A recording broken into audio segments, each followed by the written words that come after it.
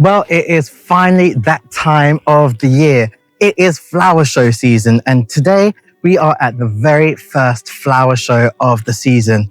We're at the Harrogate Flower Show. And in this episode, we're going to be taking a look at some small space gardening ideas. So let's get straight into it.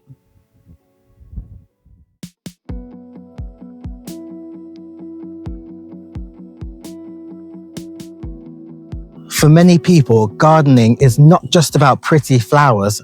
For some people, it's about well-being and health.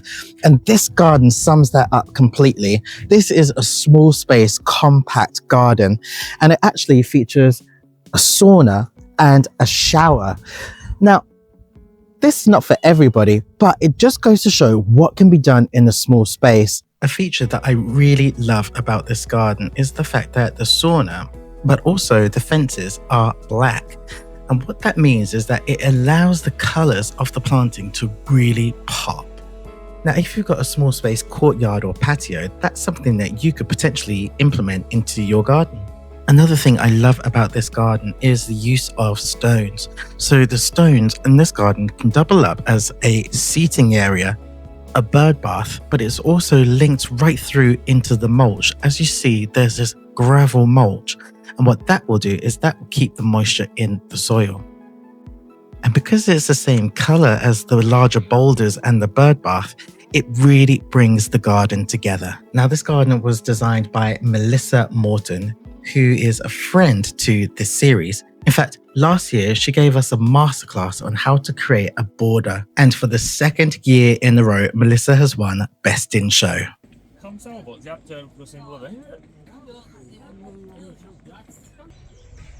One of the best parts about flower shows is, of course, the shopping. And all over the show, there are all sorts of different trinkets that you can pick up to add into your garden. Now, I'm lucky enough to be at the show after hours, and I came across a very special garden. And it looks like Winnie the Pooh and his friends have got a few trinkets of their own.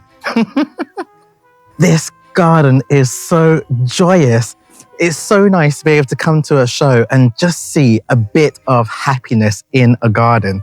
This garden was designed by our good friends at this channel, Horticap. And you can just tell that there has been so much love involved in making this garden.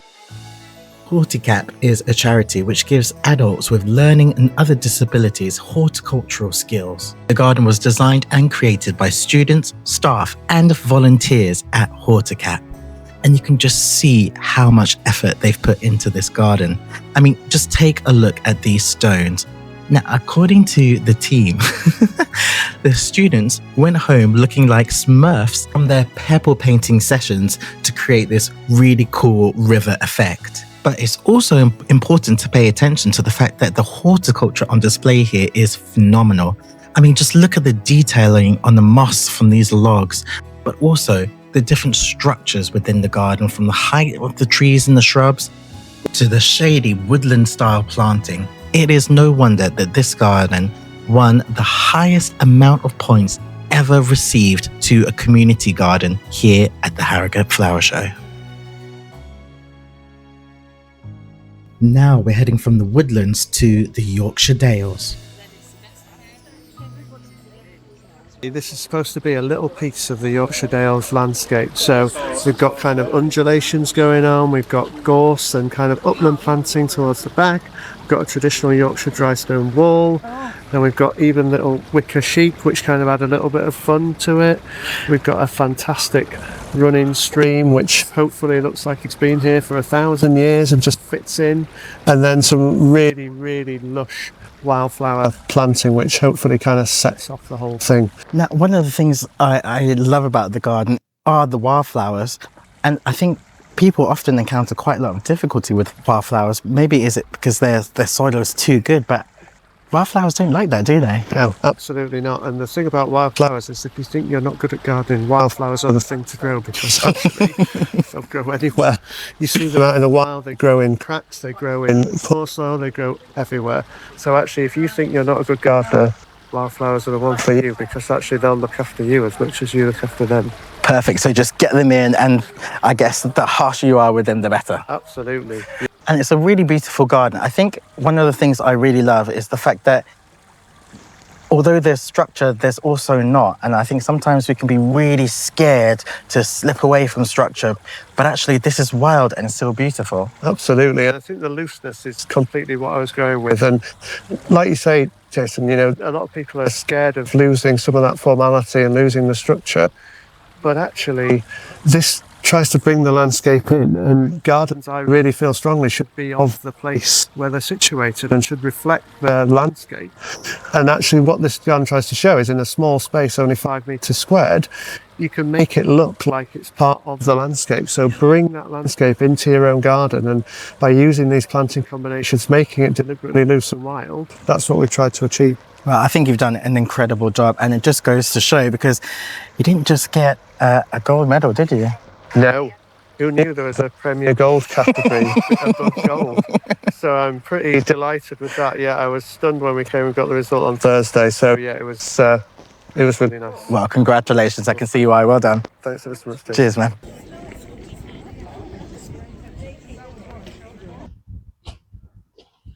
The designer of this garden has got decades of experience working on large-scale gardens like hospitals and parks in inner city areas. And one thing that he's done fantastically in this garden is he's created this communal seating area. And that's something that often gets missed in communal gardens, is this element of being able to sit and face each other and really enjoy the space. Luckily, he gave up some of his time to talk us through this garden. And actually, there are so many tips and tricks in this garden that we are going to find useful for our small space gardens. You right there? It's me, yeah? As you guys know, I'm on a mission to green up our towns and cities. So this garden was right up my alley. I'm Justin Paxman of J. Paxman Landscapes. Now you've got decades of experience creating these show gardens. Yeah. But this one's not just standard show garden. This one is more about a community. Can you explain a little bit more? I thought this year we'd bring a sort of a friendship garden. That was the idea. This is sort of a small urban garden to be shared by all ages. And I think one of the ways that you've managed to do that is this incredible seating area. We're able to sit face to face in the garden. Yeah. And then you've got all of these different levels. Yeah, well, the idea is that these what's called a parklet, which is recyclable plastic. But it's plastic. Yeah, it's recyclable It's so plastic. realistic looking. Yeah, it's made by British recyclable plastic. These are all modular, aren't they? They are modular, yeah. And I guess like the different heights are great for especially a community project, because it creates accessibility for people with different needs. Either disabled people or the children that are small, they can do the little small planters. And I think one of the things that I'm just picking up on here is that you've managed to incorporate edibles into the planting plan as well. Yeah, that was the idea behind it. So that's really incredible. So even in the city, this is something that I guess we could show to a developer to say, look, you can have a community edible garden, but it can still look very pretty and presentable, like a standard garden. Yeah, definitely. Definitely. And then you've got the durability of the recyclable plastic. So it ticks that sustainability tick as well. Yeah, I'd say so, yeah. Well, I just think this is incredible. And, you know, it just goes to show the amount of experience you've got to be able to come in and deliver something like this. So thank you very much for having us on the garden. Yeah, thanks very much, Jeff. No worries, thank you. Yeah, cheers. Cheers. Imagine if developers in our towns and cities adopted planting plans like this. It's so awesome meeting designers like Justin who are passionate about urban greening too. You guys know me. One of my favorite parts about coming to flower shows are taking a look at the small space gardens. The border gardens are packed full of really unique ideas, and they're often done on a budget. Take this one, for example, by Open Country. Now, this garden actually is all about accessibility. So we've got the lower, shorter, smaller plants at the front of the border, and then we get to the back and things get a little bit taller. You can also see the creativity from this garden with these really beautifully colored stones here throughout the garden. Creativity is on absolutely full display on these border gardens. Let's go take a look at a few.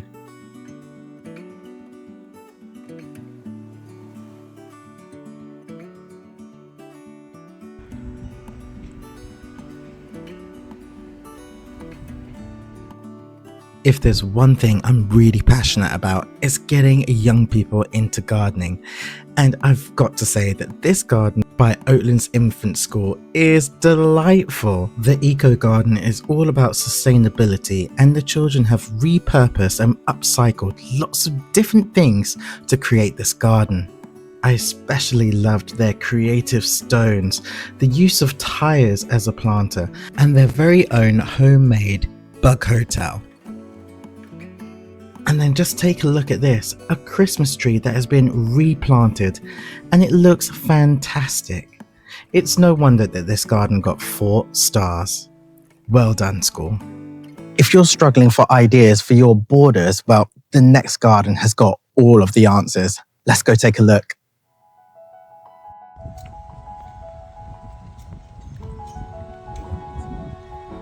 There are 6 separate borders, each with a different theme. This border here is drought tolerant.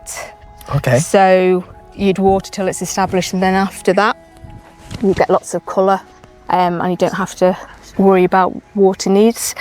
What about this one? I really love the colour scheme over here. Yeah, so it's all pinks and purples. This is a non-toxic garden, so it's the family border, so it's for people with children, with cats, with dogs. Nothing in here is going to harm anybody if they eat it. So you've got thyme, you've got scabious, marguerite, dianthus, phlox, things like that. So it smells really good, and it's really super pretty with all the different pinks. Talk us through how people can make their own borders using your website. So there's a simple questionnaire that they fill in, and it talks through everything. So their needs, so how much time have they got to spend in the garden?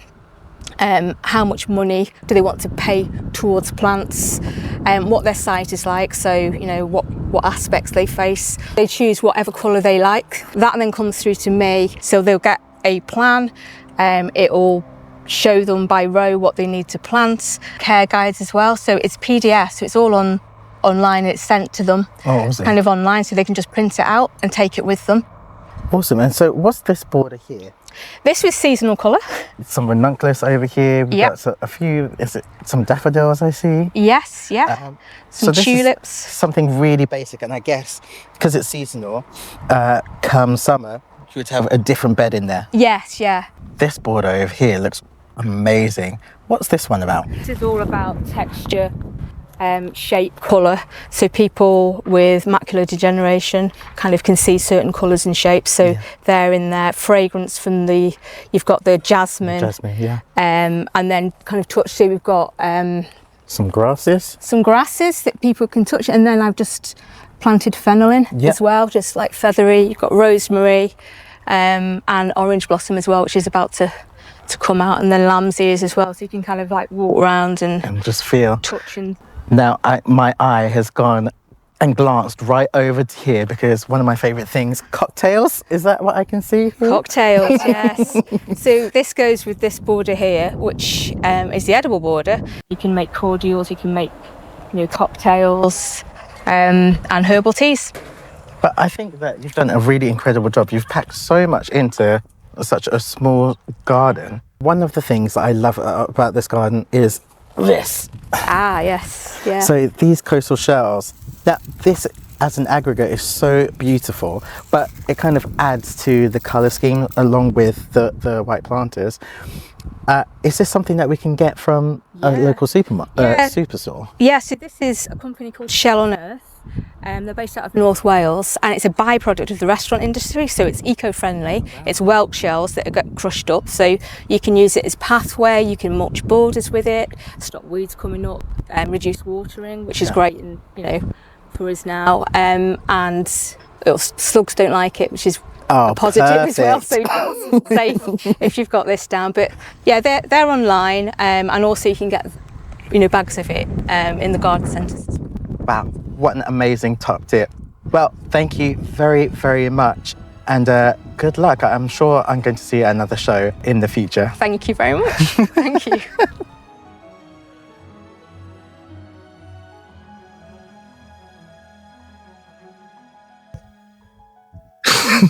Well, I could not end this video on any other garden than this.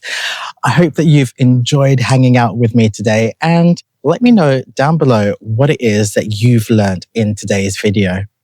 Hopefully, I will see you all again very, very soon. Bye. What a blast. Well, you guys make sure that you are subscribed and following, because next week we are going to be going to the BBC Gardeners World Spring Fair. Hopefully I will see you all again very, very soon. Bye.